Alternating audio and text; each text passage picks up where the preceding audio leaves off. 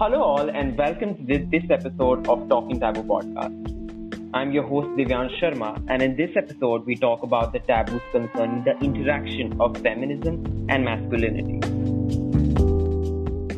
We have with us today Mr. Harish Sadani, the co founder of the organization Men Against Violence and Abuse. He has been engaging and mentoring thousands of adolescent boys and young men across India to communicate with peers on healthy relationships, masculinity, and sexuality related matters.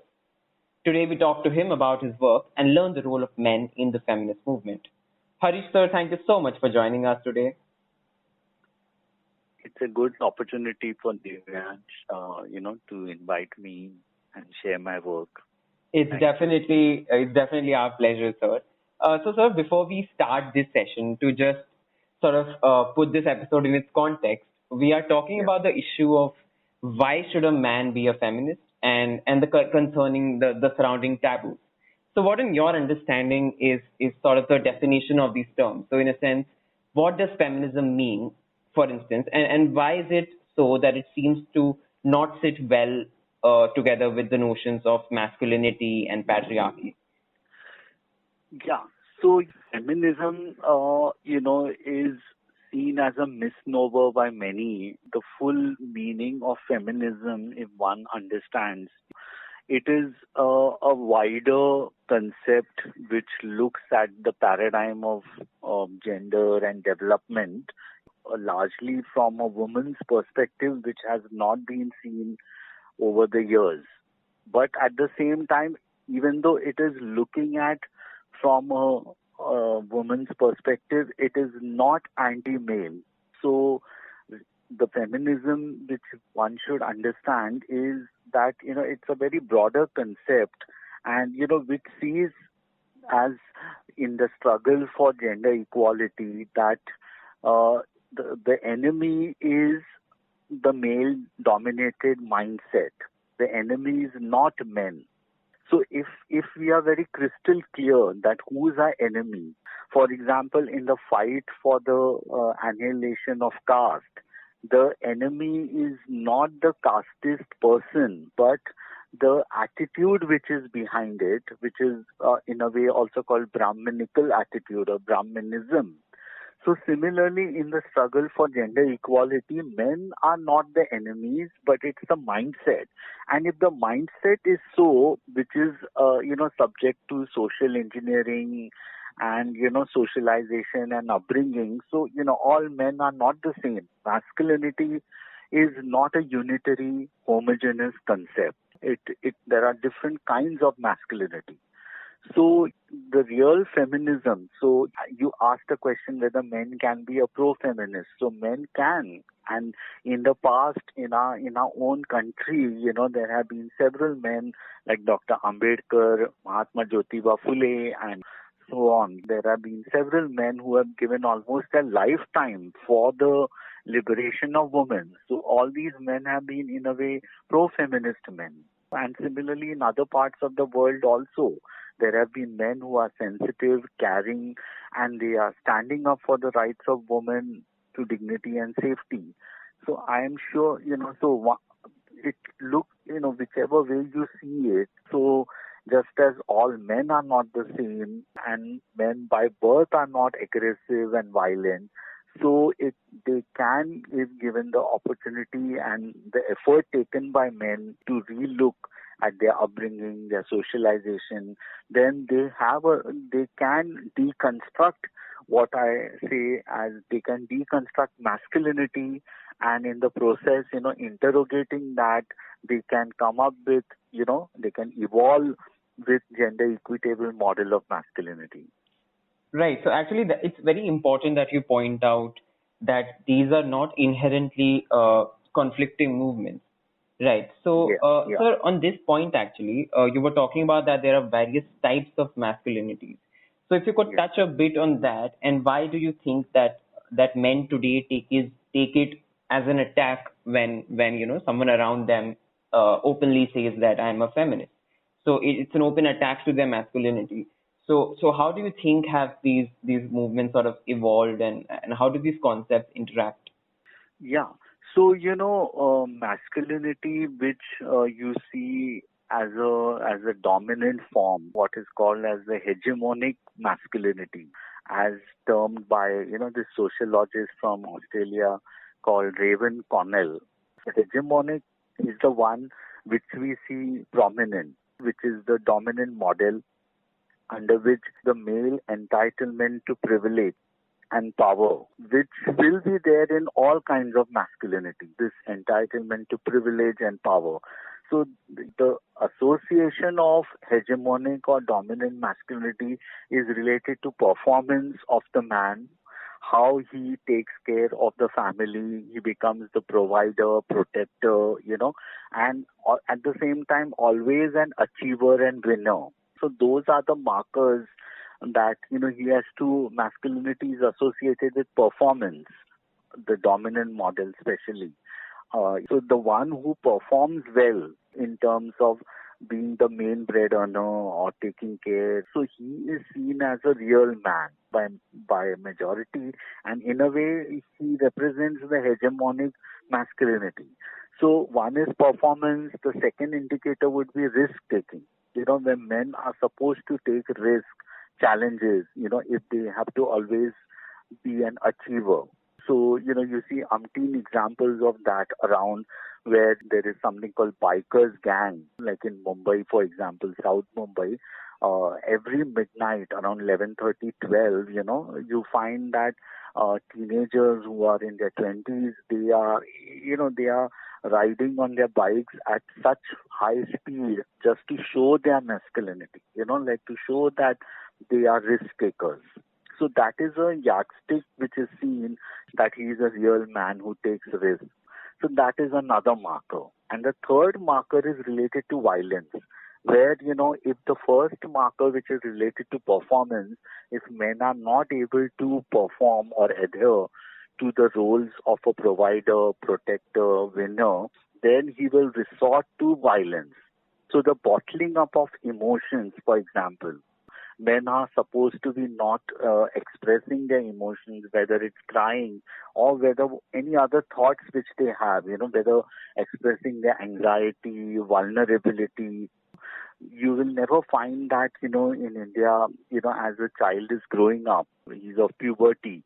The moment he's expressing, he's told, that don't talk or think like a girl, because that is seen as a sign of weakness.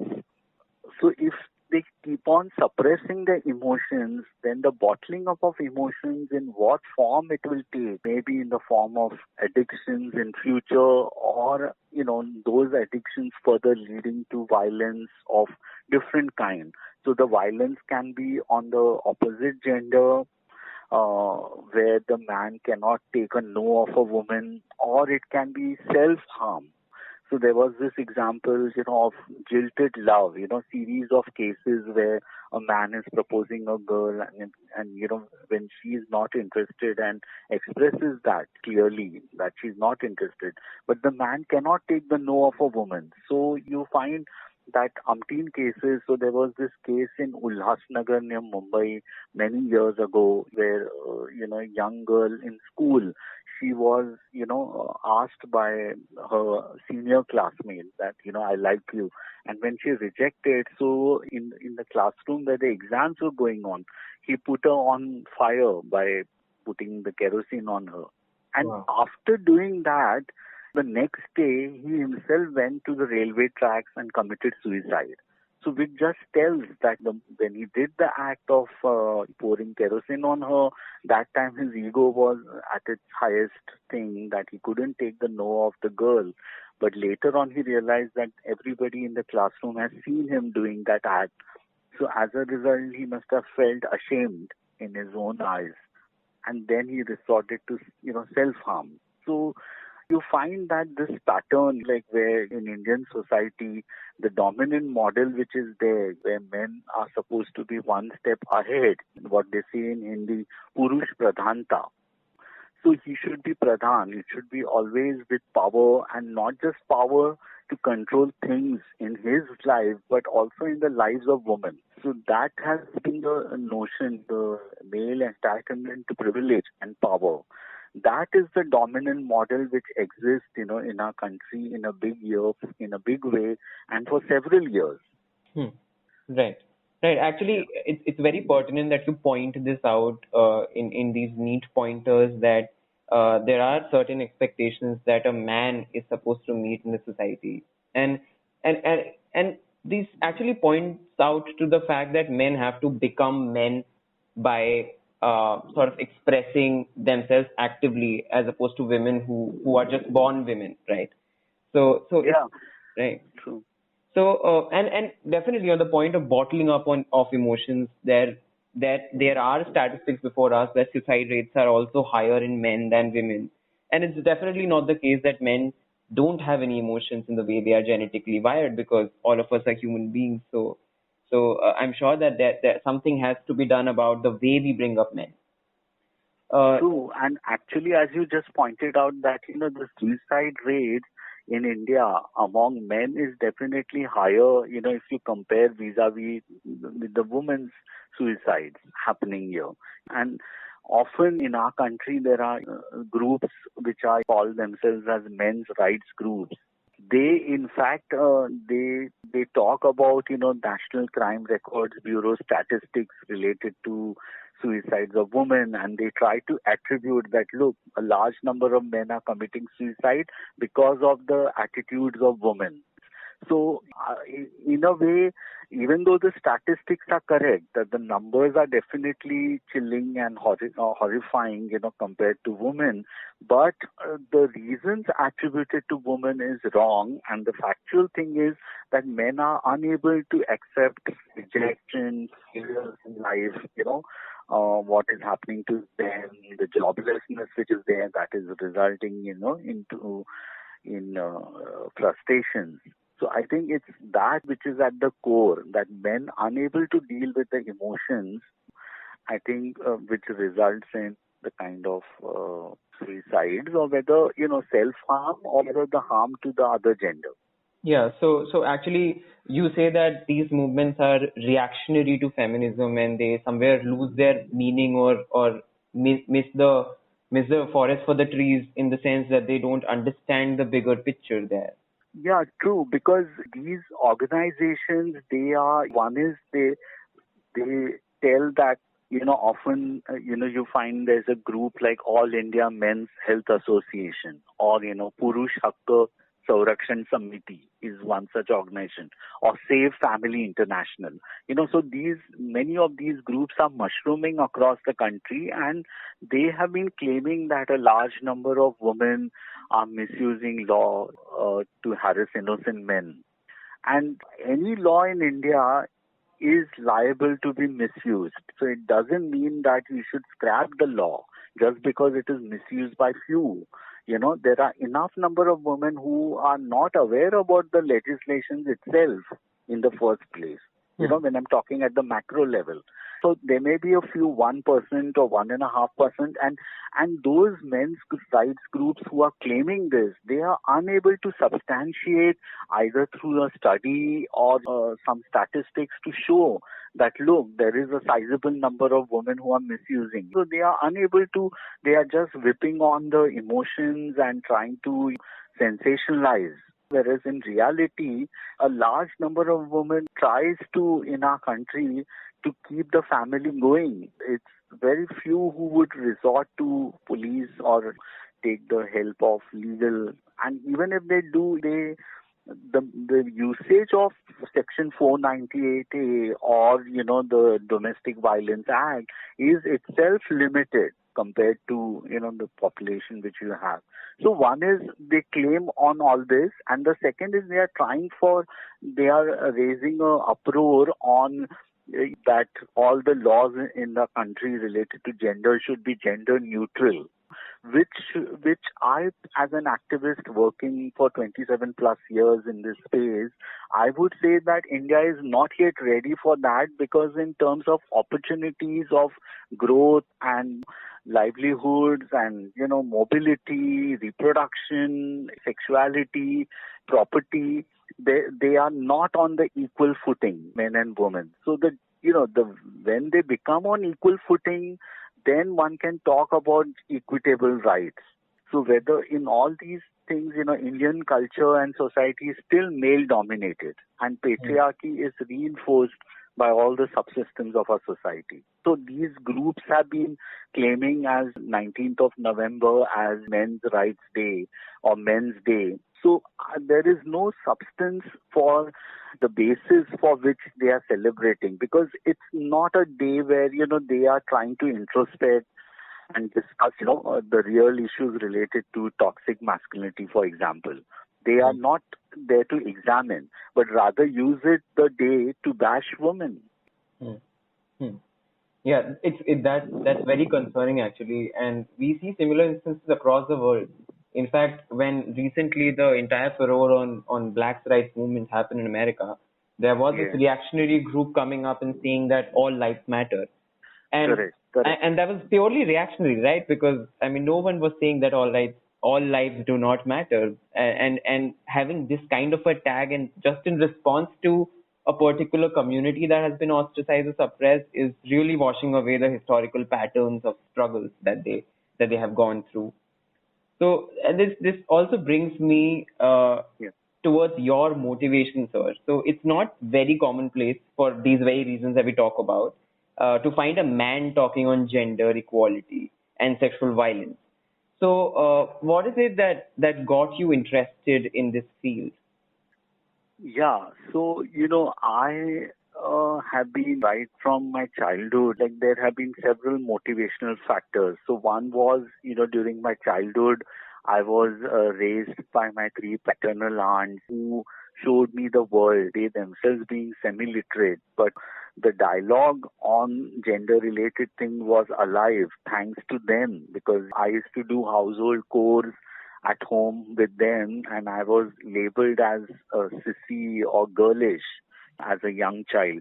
So I remember that I never took those taunts personally, but rather I used to think that why if they are calling me like a girl, say the word girlish.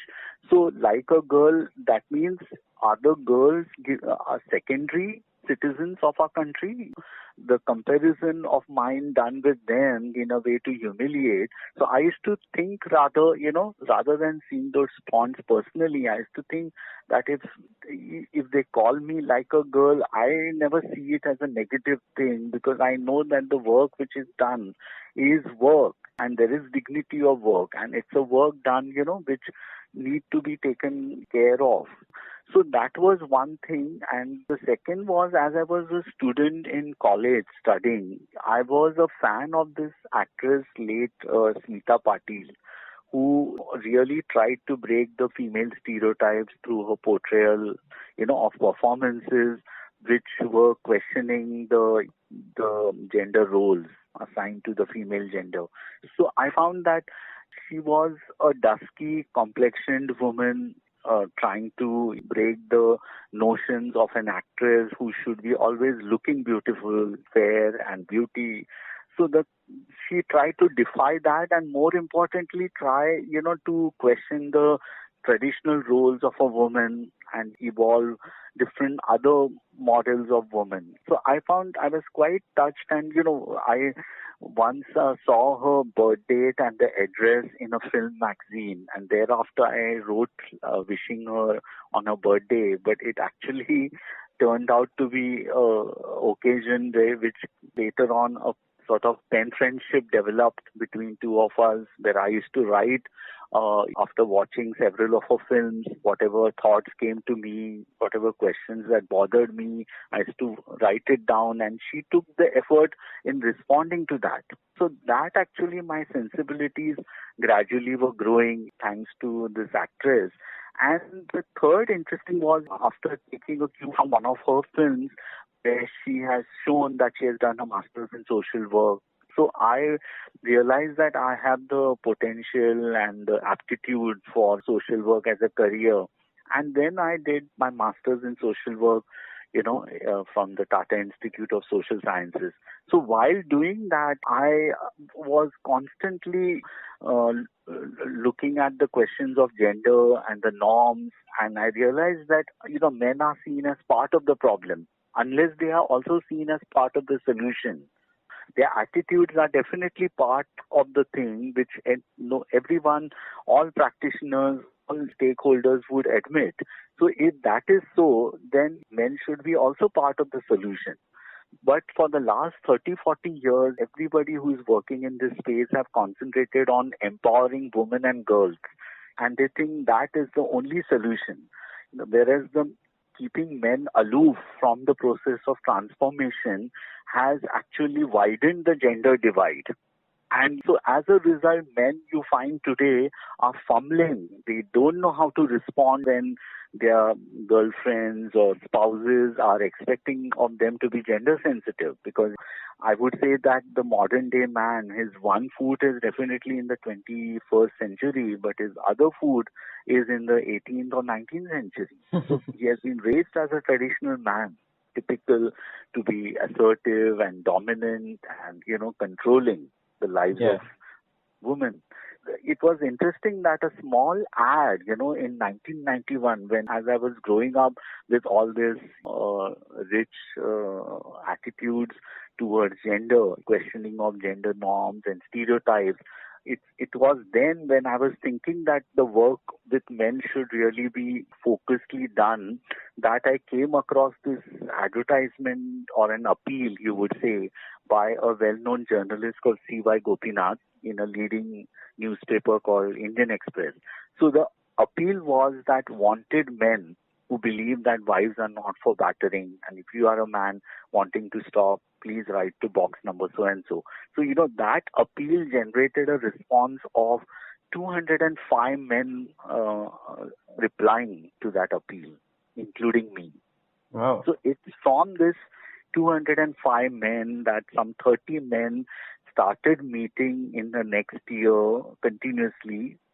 And then on March 11th, 1993, we got ourselves together, 7 of us, and we registered an organization by the name Men Against Violence and Abuse.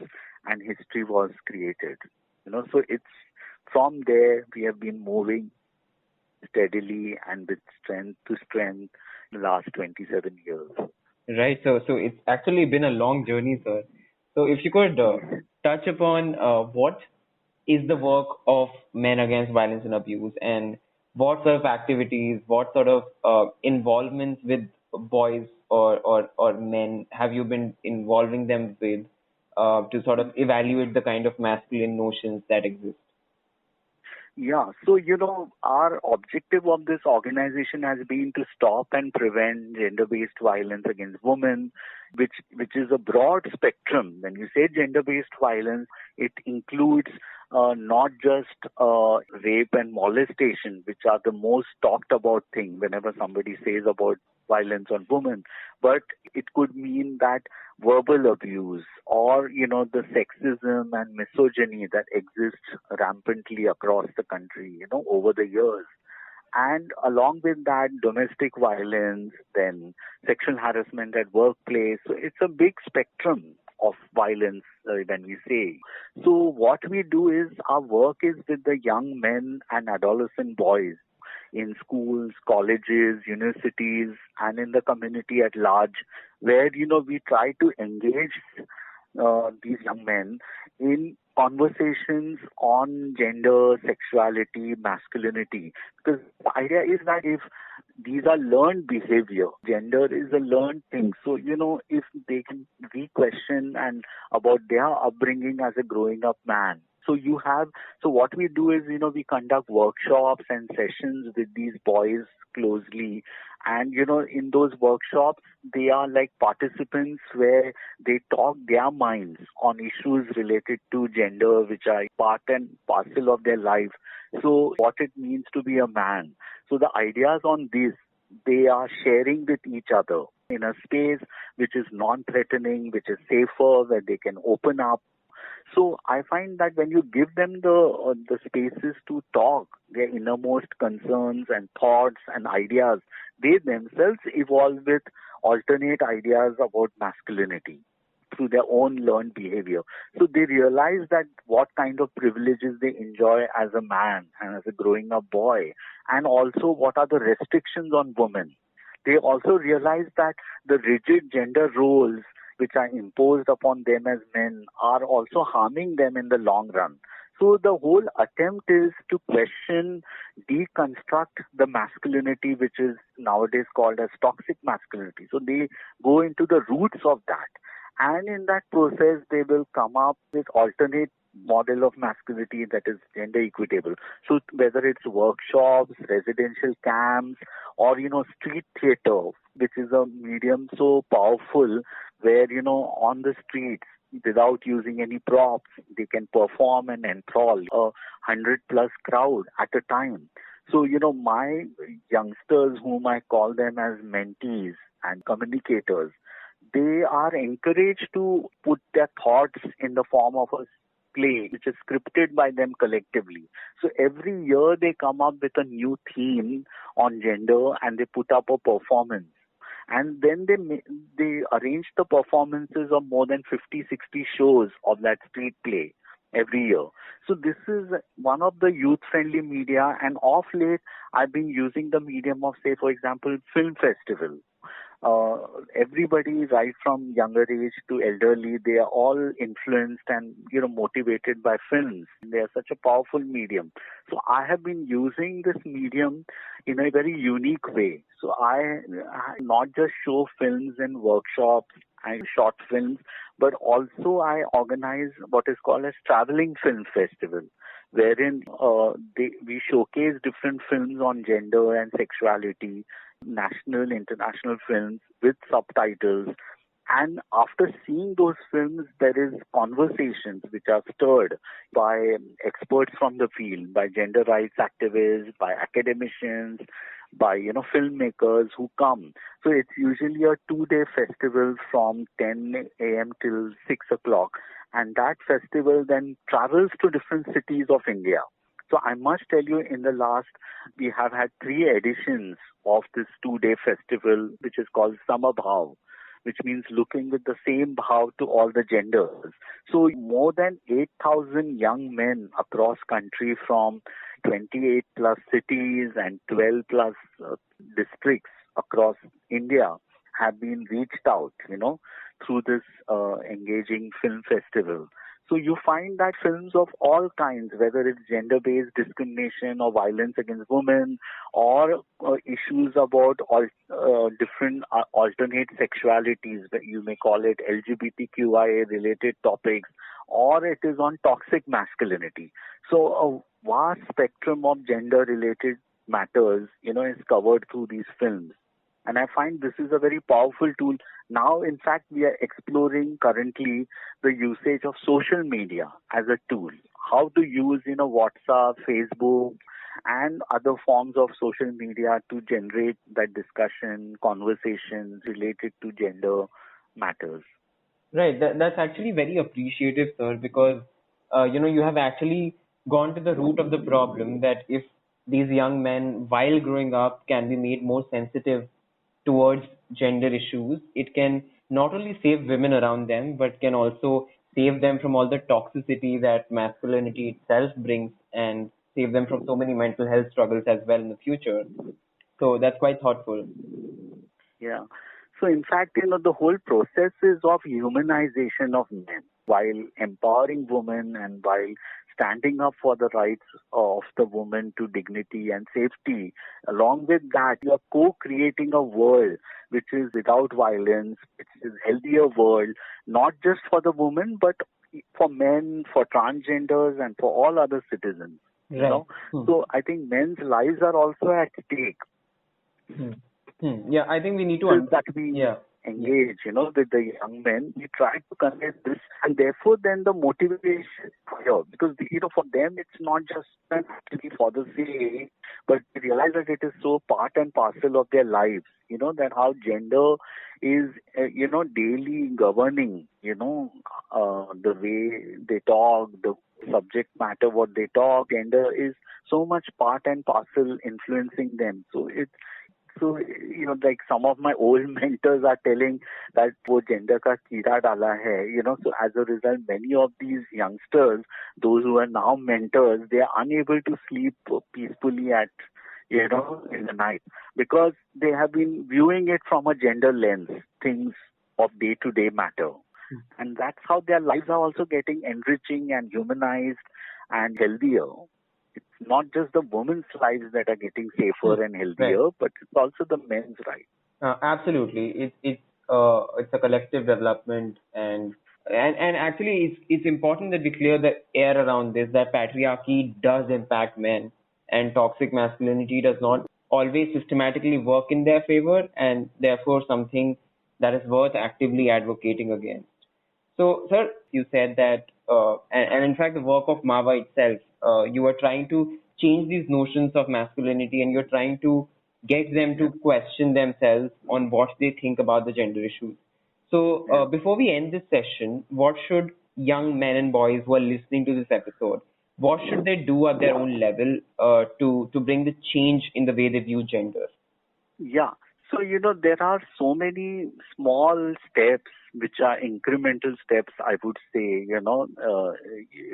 which every man can do. One is try to listen to women. Often, the Me Too movement came in India and also in the world, because for a long time men were not listening to women. The redressal mechanisms which were there, they were not functional because of the attitudes of men who never, gave a thought that why women are complaining, what are their grievances. So I think one is listening to the women in their lives, what they are telling, and also empathy and respect, which will go gradually. Asking the viewpoint of a woman, what she thinks. I think the EQ, the emotional quotient of men, is not made to develop as he grows up of age. So I think the more men are ventilating their thoughts, their emotions freely, I think that is one step which anyone, and when I say emotions, it also includes crying or whenever they feel like, or expressing their fear, their vulnerability, their anxiety. So I think that is one, once men start talking about themselves and what they are going through, that they are also under pressures to perform. And when they start this conversation with other men, then the male-female equation also would change. So I think one is that, be a participant of that. Second is, don't be a bystander or a mute spectator when any instance of discrimination is happening around you. Third is, when there are, sexist jokes or remarks which are offensive that are being spoken on any woman in front of you, or when you witness that, take a stand. Take a active stand that you will not tolerate any kind of such verbal abuse or any kind of insinuations on a woman, because once you take a stand, then you are clearly telling that you respect the woman. So because it's walking the talk. And, a simple thing I would say, that if any college-going student or a youngster who gets on his WhatsApp an offensive message, a derogatory message related to women, then can he tell the sender of the message that, look, I find this offensive and next time you do it, I will unfriend you. So this is something which can be is doable. So it calls for actually taking up stand. So if people do not talk about it, what you see around what is called as the normalization of violence in our day-to-day lives, the misogyny, the rampant sexism which is there. So taking a call, talking about it, I think that these are 3-4 steps which every man can do. You don't have to be an organization or a social organization or any other body to do it. You as an individual can do. So I think healthy conversations for a healthy society is a message I would like to give, which every man can follow up. Definitely. I hope sincerely that this discussion that we had today can train some young men and boys to be a little more sensitive about gender. And as you said, taking these small steps can actually go a long way in watering down your notions of what masculinity means in your head. So thank you so much, Harish sir. I'm sure our audience got to learn a lot from your experiences, and I'm quite positive that this will go a long way in spreading the message of importance of sensitization of men towards gender issues. So thank you for joining us. Yeah. And I would, in fact, appeal, to all the listeners that if in any way they would like to contribute towards the cause of male engagement on gender, they are free to contact me or any of my team members by approaching our website, which is www.mavaindia.org. Or they can even call me on my number, which, I'm keeping it because this is an inseparable part of my life. So anyone wants to talk to me personally, they can call on this number by leaving a message.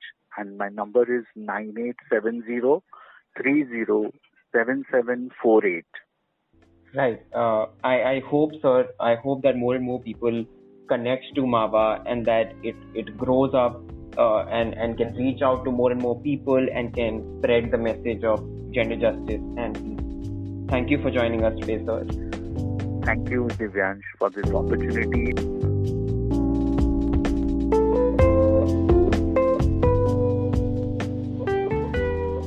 Thank you for listening to this episode of the Talking Taboo podcast. If you like our idea and want to support it, do follow us on Instagram at We Talk Taboo and visit our Facebook page at Talking Taboo. A simple share and support will go a long way in mainstreaming these conversations and breaking the taboos that we seek to fight. To stay up to date on the show, do follow us on the platform of your choice. We hope you liked this episode and see you in the next one.